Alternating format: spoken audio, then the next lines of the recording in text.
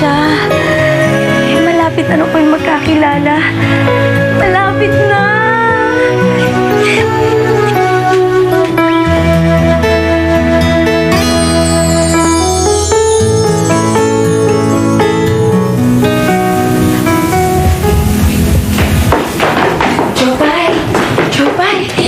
Jopay!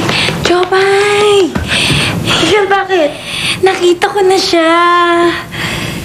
Sino? Ang dream boy ko. Ang gwapo-gwapo niya. Paano kayo nagkita? Ang ganda ng eyes niya. Paano kayo nagkakilala? Ang tamis-tamis niyang ngumiti. Oo na, gwapo na siya. Maganda na eyes niya, maganda na yung mga ngiti niya. Pero saan nga kayo nagkita? Ang lamig-lamig ng boses niya. Ano sinabi niya? Saan ulit kayo makikita? Ewan ko. Bakit ewan mo? Nagising na ako eh. Nagising? You mean, Rochelle, panaginip lang pala yun? Isang napakagandang panaginip. Bahala ka nga dyan, matutulog na ulit ako.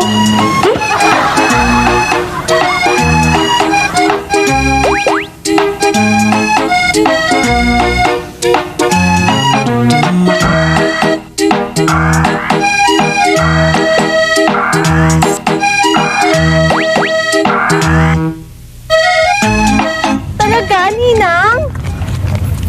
Kailan po ang dating niyo? Don't worry, Ninang. Akong bahala. Promise. Sige po. Bye. Enrique ko. Hoy, ba't ka napilintili dyan, ha? Ha? Darating na this week si Enrique from the States. My gosh! Enrique! Sinong Enrique? The man of my dreams. Oh my! Enrique!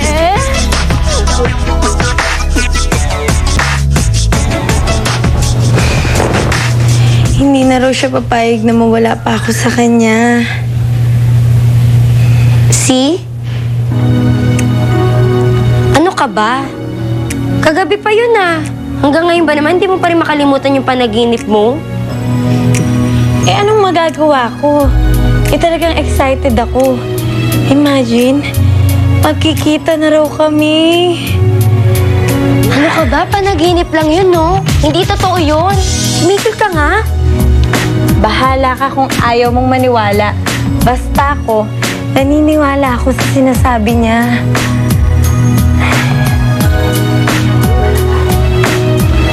Hindi ako mapalagay sa totoo lang, ha? Rochelle?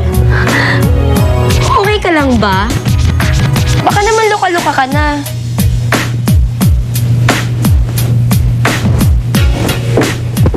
Nag-iining ka pa? Samantalang yung mga kasamahan mo, malayo ng mga narating.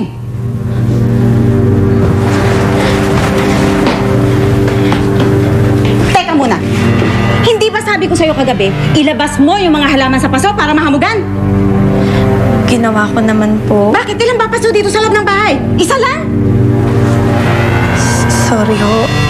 Sobrang pagod ko kasi nakatulog ho ako. Ilalabas ko na po. Wag na! Tanghali na! Wala yung hamog! Ipasok mo na lang! Opo. Bakit mo bang ginagawang chimay si Rochelle? Teka nga sandali. Magkaliwanagan nga tayo. Sige ho, magkaliwanagan tayo. Ano ho ba kayo dito? Mayordoma! Mayordoma. Sinuswelduhan. Kanina ho ba nagagaling yung sweldo nyo? Di ba sa aming mga borders? Kumbaga, kami yung nagpapasahod sa inyo. Kaya dapat kayong utusan, hindi kami.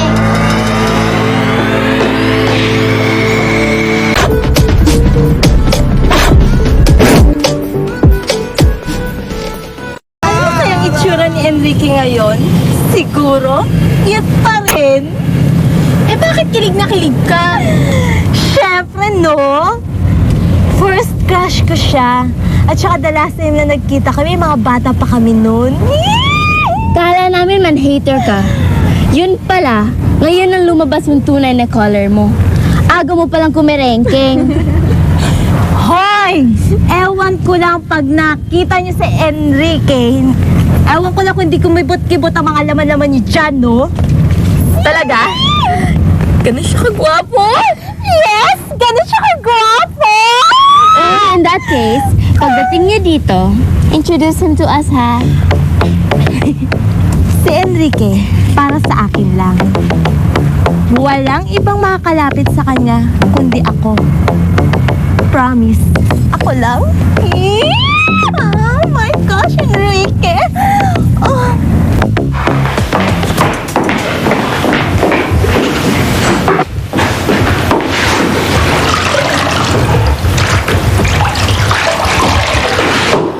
Tigilan mo nga yan. Bakit ba pumapayag kang tratuhin ni Lucrecia parang chimay? Pabayaan mo na siya. May karapatan naman siya eh. Tsaka, ilang buwan na akong di nakapagbayad ng upa dito. Kaya mampalayasin ako. Hindi na nga ako makapag-enroll. Mapapalayas na ako. Ayoko naman ng ganun.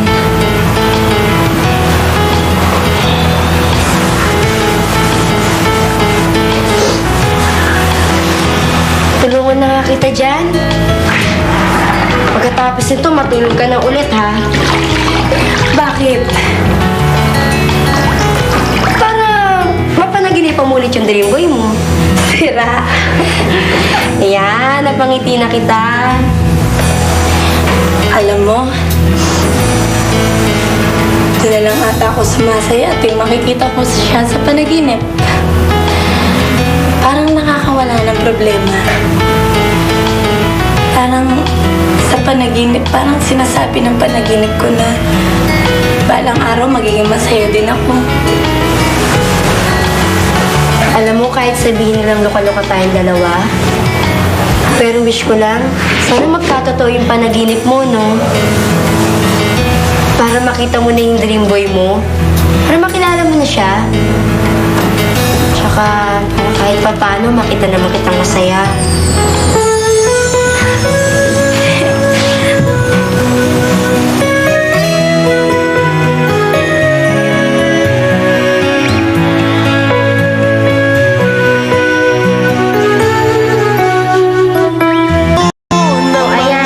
Siguro naman tatahimik na yung Lucrecia Tero. Dapat lang, no? Dahil kung hindi, papatulan ko na talaga siya. Kayo. Yan ang pag nila. Hindi. Oh, hello! Ay, salamat at dumating. Bakit? Eh talaga naman darating ako dito eh. Eh di ba nga sasamahan kita sa embassy? Oo, pero magpataka muna. Oo nga, dagdag din yun. Bakit? Para saan? Para kay Rochelle. You know what? Pinapalayas na siya ni Madam Lucrecia. Hindi kasi siya nakakabayad sa bahay, ilang buwan na. Kaya nag-aambagan kami.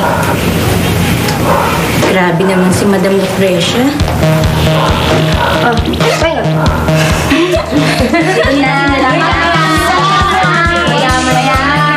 May super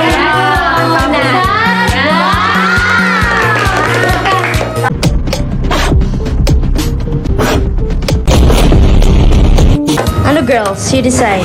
Gigimik ba tayo or what? Eh kung mag-enroll muna kaya tayo, at least wala nang tayong isipin, di ba? Mag-enroll? Madali na yun eh. Oo nga. Konti na lang estudyante dito eh. Hello everybody! Ba't nandito pa kayo? Hindi ba kayo mag-e-enroll? Hindi. Gigimik pa kami. Sama ka? I cannot be bar 1 from 3. Wala na akong spare money pang gimmick eh. Na-donate ko na kasi. Donate? Saan? Ay. Ano eh? Ibigay na lang natin yan kay Rochelle. Ano ka ba? May insulto yung tao. Bigyan mo naman ng konting pride si Rochelle. Oo nga. Diretso na lang natin yung pera kay Madam Lucrecia. Tama. Pero Mamaya na pag alis ni Rochelle. Mag-e-enroll ba siya? Wala nga siyang pambayad ng bahay eh. Mag-e-enroll pa siya. Titigil daw muna siya sa pag-aaral. Magtatrabaho daw muna siya para makaipon. Kawawa naman si Rochelle. Ay! Nandito mo pala kayo. Halika na, sabay-sabay na tayo. Saan ka na naman pupunta? Maglalamierda ka na naman? Hindi ka na nga makabayad dito sa bahay. Panay pang layas mo! Ito ang bayad ni Rochelle.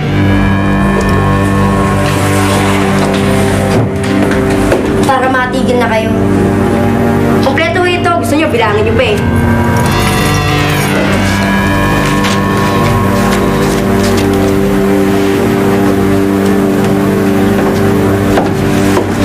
Chopay, saan galing? Nagabag-abag kami.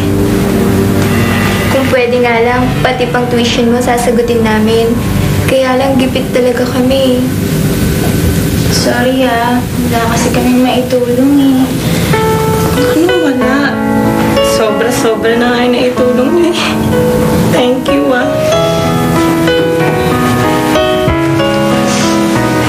Salamat.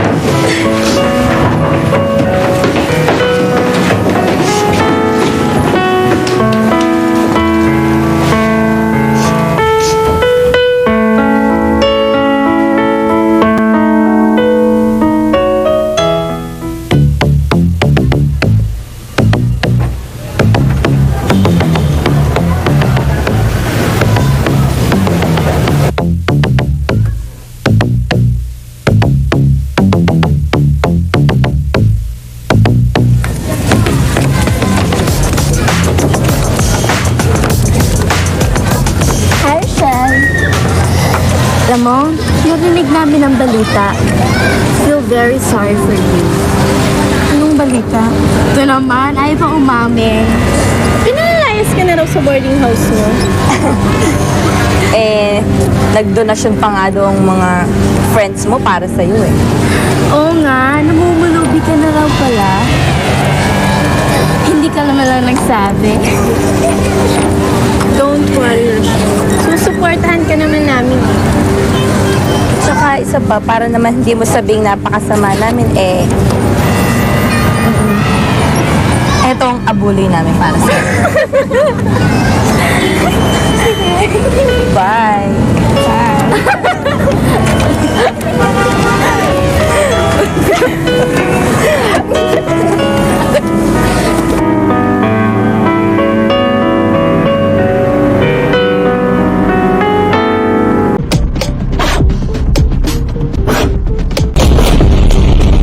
Demonyita talaga yung grupo ng Jackie na yun.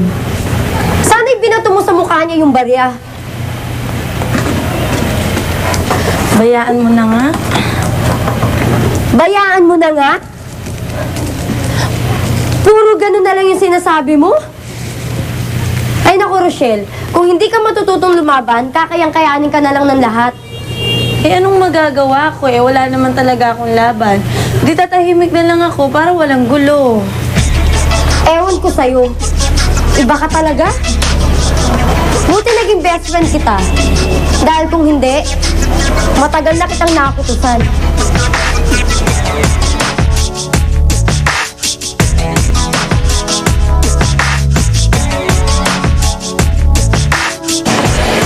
Ang weird. Buong araw ko ata hindi nakikita si Rochelle sa campus. Baka walang balak pumasok since first day ng klase natin. You're wrong, no? Hindi na talaga papasok ngayong sem si Rochelle. Tumigil muna. Wala kasing pera. Mag-iipon pa. Barya lang ang kinikita niya doon sa gasoline station. Kaya I doubt na makakaipon niya.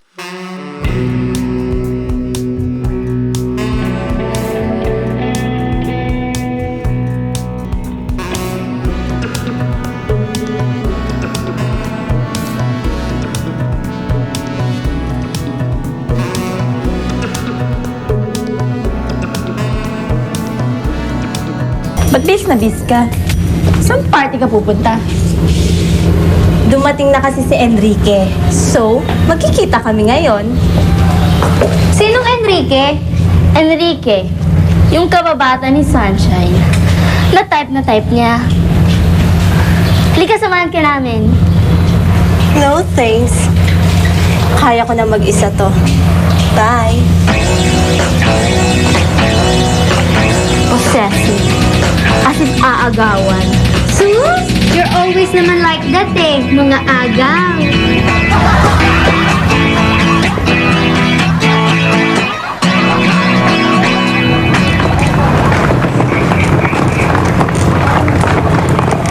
Cynthia, pagdating mo sa Amerika, huwag mo kalimutan tumawag Oo nga, update mo kami sa mga mangyayari sa'yo Kayo mag-alala, hindi ako makakalimot.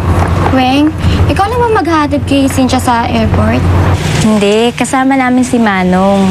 Susunduin namin siya sa bahay ng kapatid niya. Kasi gusto nga makihatid. Tapos si Cynthia naman, susunduin ang uncle niya sa airport. Ay, anong oras na nga pala? Baka mali tayo, Cynthia. Halika na. Halika na, alis na tayo. Cynthia, ingat ka ha. Ingat. Cynthia, ingatan mo sarili mo ha. Huwag kang mag-alala. Pagdarasal ko na sana, next year makapasok ka na. Thank you.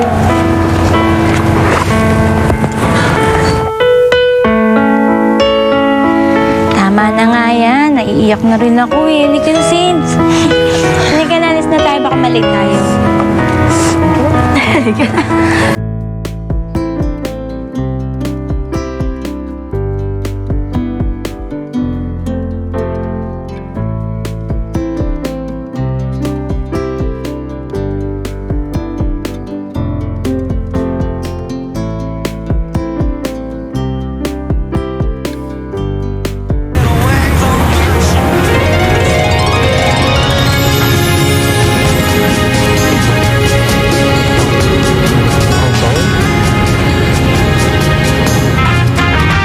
At sino naman ang Enrique na ito?